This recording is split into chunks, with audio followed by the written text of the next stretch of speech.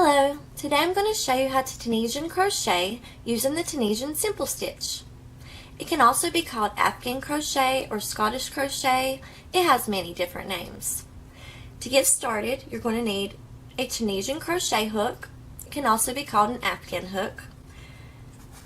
At one end it looks like a regular crochet hook and the other end has a stopper on it. Mine is 14 inches long, but they come in different lengths. You can also practice, and for some projects you can use a regular crochet hook without a handle. Tunisian crochet is a lot like knitting, and the fabric will even roll up on you. To battle this, after your project is complete, you can block it or you can crochet a border along the edges, or when you start your project you can start with a ribbing, like a knit one purl one ribbing for a few rows. This can help battle the roll up too. For my video tutorials on how to Tunisian knit stitch and Tunisian purl stitch, the links are below. This is what the Tunisian simple stitch looks like. It's a very beautiful fabric.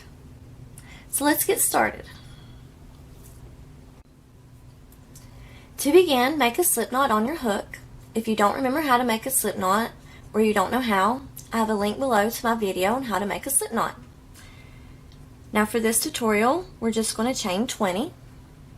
I also have a video with the link below on how to make a chain.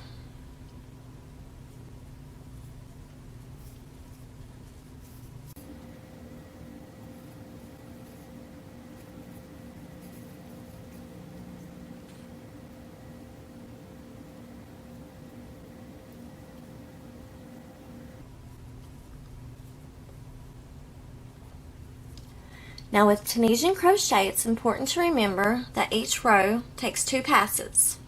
A forward pass from the right to the left and a return pass from the left to the right. Also remember that your first stitch is already on your hook.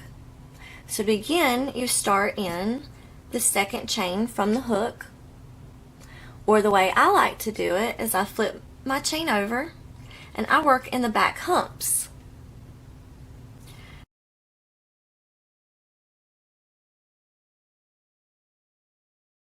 So remembering that the first stitch is already on the hook, I skip the first hump and I go into the second hump.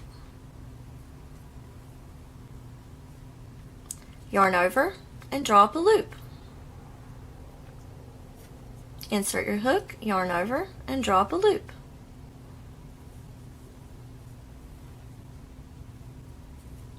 Just keep repeating that until you reach the end of your row.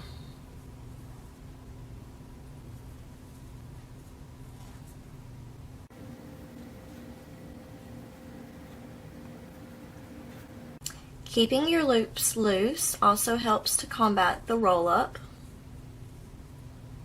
and it takes practice to get your loops loose.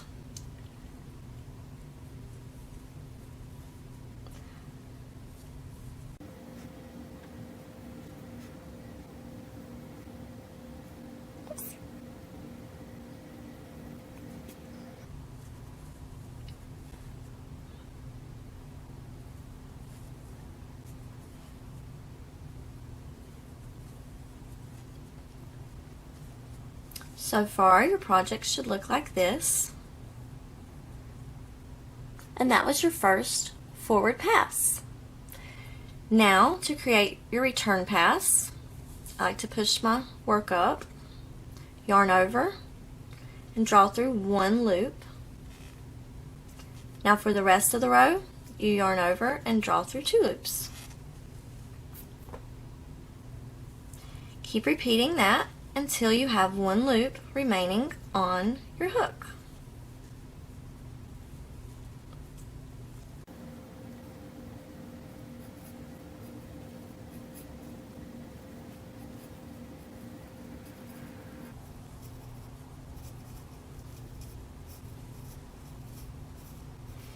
This is what your work should look like so far. Now to begin your next row with the Tunisian simple stitch, we are going to be working in the vertical bars. Remember that the first stitch is already on the hook, so you skip the first horizontal bar and go into the second one. Insert your hook from right to left, yarn over, and pull up a loop.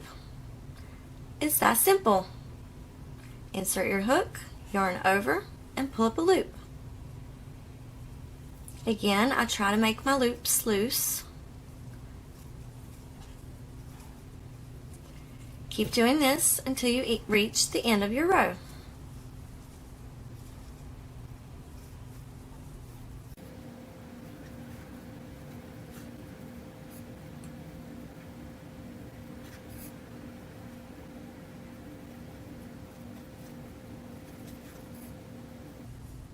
Now when you reach the end of your row, there will not be a vertical bar to work through. Turn your work a little bit and insert your hook through those two end loops. Yarn over and pull through. Now to start your return pass back, yarn over, pull through the first loop, and now yarn over and pull through two loops until you have one loop remaining on your hook.